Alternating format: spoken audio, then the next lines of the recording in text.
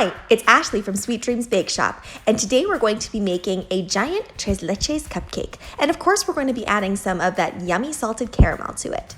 I will put the link to the full recipe in the description box below. This is not my recipe, this is somebody else's, but it turns out absolutely amazing. I only make a few slight changes. So here we're creaming the butter and sugar together, and it calls for unsalted butter, but I'm using salted butter, and I often do this because I find that unsalted butter is a lot more expensive, and a lot of recipes call for salt anyway, so might as well just keep it in that butter and don't add any extra salt.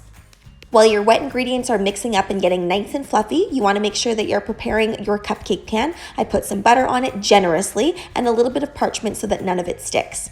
Add in your dry ingredients, and like always with the cake method, only mix until combined.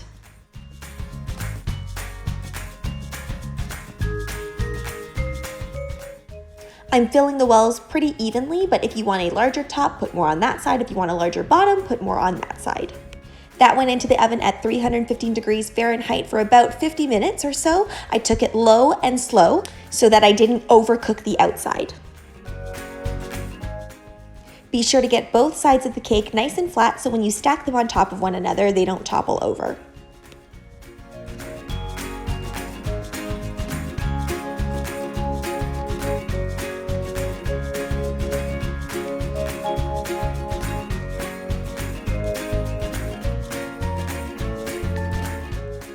Time to create the milk mixture. Now this is where I started to veer away from the recipe a little bit. It said that I needed to have at least 4 cups of liquid. So I just added in my whole 300 milliliters of Eagle brand condensed milk, and then I had about a 1/3 cup of caramel sauce that I had made earlier.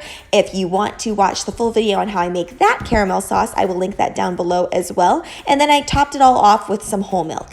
My caramel was a little bit hard still because it came from the fridge, so I heated everything up so it combined well. The next thing you're going to do is you're going to poke holes in all sides of your cake. This is going to allow for all of that milk mixture to really soak into your cake. You want to make sure that you give yourself ample enough time for that milk mixture to soak in as well. I left mine soaking for at least 3 hours, but I think if I had left this overnight, it would have soaked up all of the milk.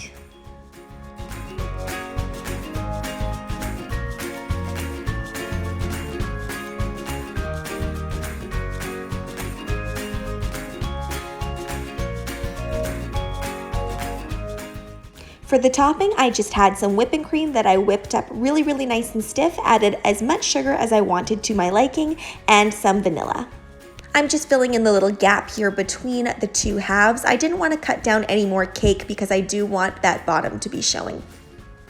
In order to create this rosette topping, all you need to do is take a piping bag and fit it with a star tip. And you want to start from the center, and then you're going to move in a counterclockwise direction. Now, in order to master the rosette cake appearance, you want to make sure that you place your rosettes properly so they're kind of overlapping one another.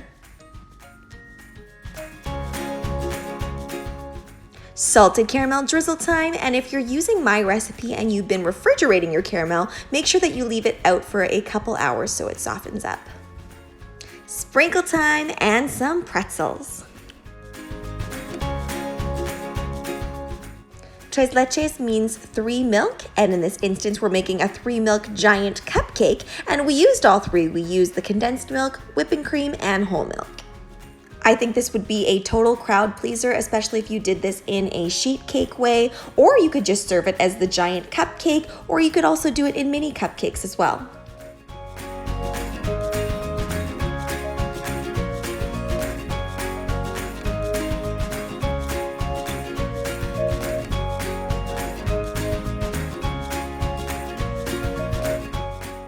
Thanks so much for watching, guys. Don't forget to like, share, and subscribe if you want to be part of the Sweetie fam. Right now I'm uploading daily, so make sure you hit that notification bell so you know when I upload.